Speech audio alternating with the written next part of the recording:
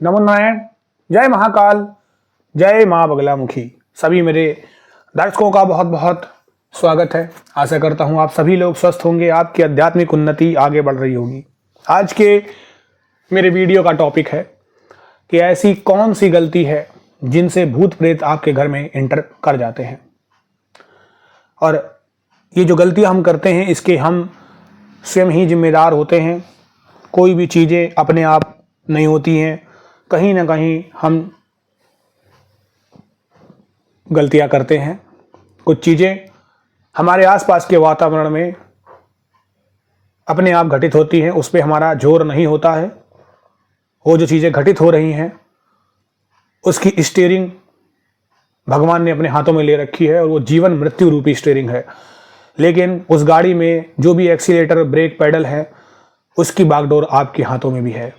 अगर ऐसा नहीं होता तो भगवान किसी भी मनुष्य को सुनने के लिए कान नहीं देते, सूंघने के लिए नाक नहीं देते, देखने के लिए आंखें नहीं देते और सोचने के लिए दिमाग नहीं देते।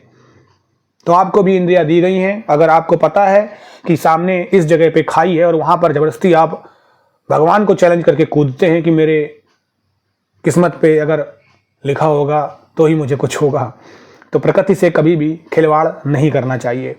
अपनी कुछ गलतियों के कारण ही आप भूत प्रेत को आमंत्रण दे देते हैं। मैं अपने आज के इस वीडियो में आपको बताऊंगा कि कैसे आपके घर में भूत प्रेत आ जाते हैं और चीज़ें हो जाती हैं। सबसे पहले आपको ये समझना होगा कि भूत प्रेत होते हैं या नहीं, क्योंकि टीवी में कुछ दिखाया जाता है, अखबार न्यूज़पेपर कुछ दिखाता है, यूट्यूब में अलग चीज़ें हैं, साइंस अलग कहता है कि भूत होते ही नहीं है। ये सब मनगढ़ंत चीज़ें हैं, गलत हैं। ये काल्पनिक भी हो सकती है, ये चीज़ें हैं। तो भूत प्रेत हैं क्या? एक्चुअली भूत प्रेत हैं किसी की भी अकाल मृत्यु हो जाती है, उसको जलाया नहीं जाता, उसको दफनाया नहीं जाता, तो उसकी आत्मा जो होती है वो भूत प्रेत बन जाती है और भटकती है, यानी योनि जो होती है भटक रही है। तो उसके बाद आपके साथ ये सब चीज़ें होना स्टार्ट हो जाती हैं, यानी भटकने के बाद इंसान मनुष्य बनता है।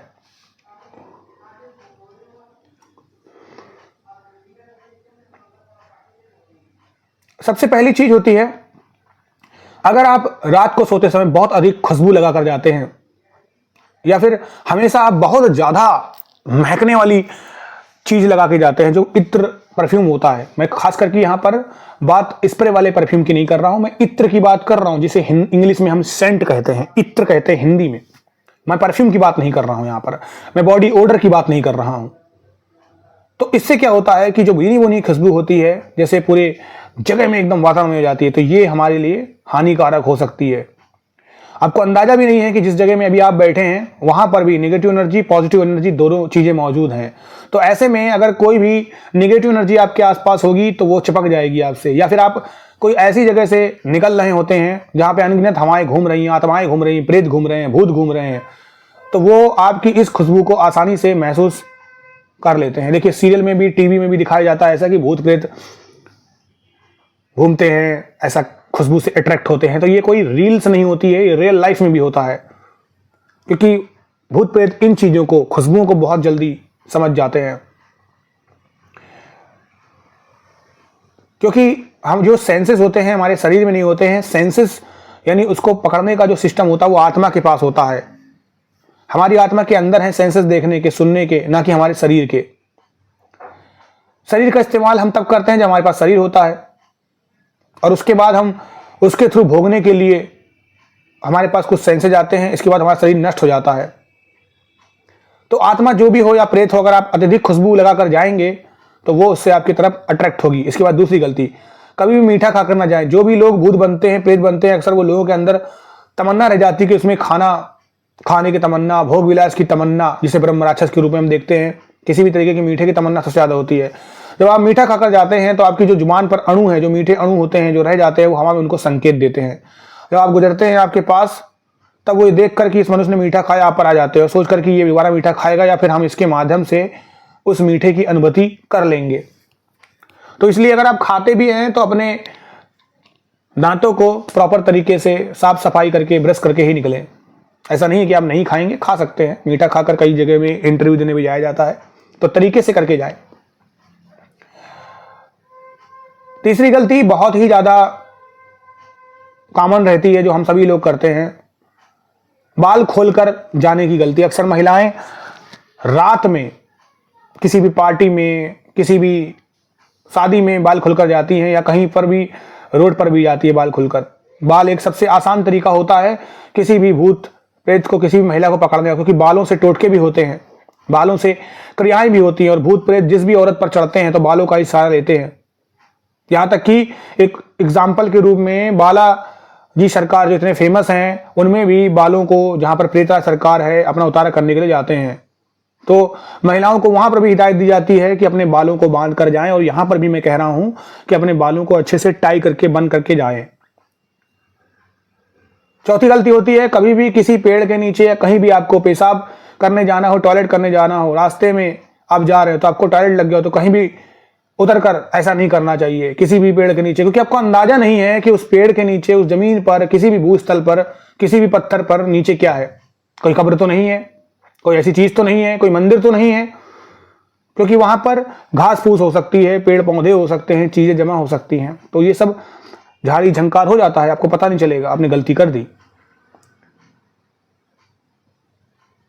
किसी भी पेड़ के नीचे पेशाब करने से पहले या किसी भी जगह पेशाब करने से पहले गायत्री मंत्र का जाप कर लीजिए, या अपने भगवान का नाम ले लीजिए, अपने इष्ट का नाम ले लीजिए, जिससे वहां पर अगर किसी भी प्रकार की कोई नकारात्मक ऊर्जा होगी, कोई भी आत्मा होगी, प्रेत होगा, तो वो नुकसान नहीं पहुंचाएगा।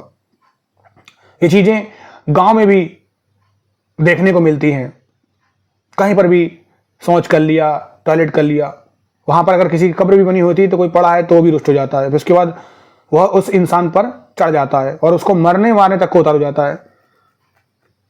आप खुद सोचिए कि अगर आपके ऊपर कोई ऐसा चीज करेगा तो क्या आप उसे नहीं मारेंगे? भले उसका शरीर खो गया है, पर उसको अपमान तो महसूस होगा ना। पांचवी गलती, अगर आप कोई सुनसान जगह पर जा रहे हैं, अगर आप किसी को आवाज लगा रहे हैं तो देखकर आवाज लगाइए। अगर आपके आसपास कोई नहीं और आप फिर भी किसी को पुकार रहे हैं, किसी का नाम लेकर पुकार रहे हैं, या कोई शरारत कर रहे हैं, खेल कर रहे हैं, किसी खंडहरों में जाकर, सुनसान जगहों में जाकर आवाज लगाते हैं, क्योंकि आवाजें गूंजती हैं इसका मजा लेने के लिए। किसी पुरानी बिल्डिंग में चले गए और आवाज लगा रहे हैं, किसी को ही पुकार रहे हैं, ऐसे में जिसको आप पुकार रहे हो वो तो ना आए, फिर अपनी गूंज को अपने ही कानों में दोबारा सुनने के लिए पुकार रहे हो, पर अगर वहां पर कोई प्रेत बैठा या आत्मा बैठी है तो वो इस नाम को सुनकर अपना नाम बनाकर आ जाती है, और जब बाद में उसका खुलासा होता है तो कहती है इसने मुझे पुकारा था तो मैं आ गई। सुनने में बड़ा टीवी सीरियल जैसा लग रहा है ना, जिसके साथ होता है ये सब वही जानता है। तो इन चीज़ों का, इन 5 चीज़ों का खास करके ख्याल रखिएगा, और जब हो जाता है एक बार तो सारे कमेंट्स और सारी बातें धरी की धरी रह जाती है, फिर लोग चक्कर ही लगाते रहते हैं। तो चक्कर से बढ़िया है प्रिकॉशंस लेके चलें, क्योंकि precaution is always better than procure. तो हमेशा चीज़ों को सही रखिएगा। अब सभी लोगों का कल्याण हो, खुश रहिए, स्वस्थ रहिए। नमो नारायण, जय महाकाल, जय मां बगलामुखी।